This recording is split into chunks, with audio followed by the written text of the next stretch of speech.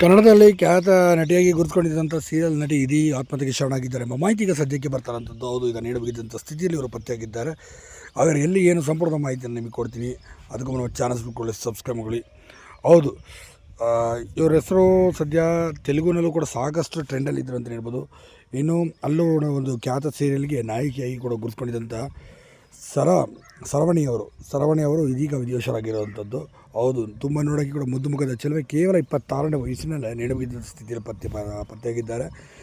ಇನ್ನು ಇವರು ಕನ್ನಡದಲ್ಲೂ ಕೂಡ ತ್ರಿನಯನಿ ಎಂಬ ಸೀರಿಯಲ್ನಲ್ಲಿ ಕೂಡ ಅಭಿನಯಿಸ್ತಿದ್ರು ಎಂಬ ಮಾಹಿತಿಗೆ ಸದ್ಯಕ್ಕೆ ಬರ್ತಾರಂಥದ್ದು. ಇನ್ನು ತ್ರಿನಯನಿ ಸೀರಿಯಲ್ನಲ್ಲೂ ಕೂಡ ಅತಿ ಹೆಚ್ಚಾಗಿ ಕಾಣಿಸ್ಕೊಂಡು ಮತ್ತು ನಾಗಿನಿ 2 ಸೀರಿಯಲ್ನಲ್ಲೂ ಕೂಡ ಇವರು ಕಾಣಿಸ್ಕೊಂಡಿದ್ದರು. ಇಂಥ ಅದ್ಭುತವಾದಂಥ ನಾಯಕಿ ಸರವಣಿಯವರು ಇದೀಗ ನೇಣುಬಿಗಿದ ಸ್ಥಿತಿಯಲ್ಲಿ ಪತ್ತೆಯಾಗಿದ್ದಾರೆ. ಸದ್ಯ ಬಾಯ್ ಫ್ರೆಂಡ್ ಮಾಡಿದಂಥ ಮೋಸಕ್ಕೆ ಇವರು ಬಲಿಯಾದರು ಅಂತಲೂ ಕೂಡ ಹೇಳಲಾಗುತ್ತೆ. ಆತನನ್ನು ಪ್ರೀತಿಸಿ ಮದುವೆ ಆಗುವಂತ ಕೇಳಿದ್ರಂತೆ.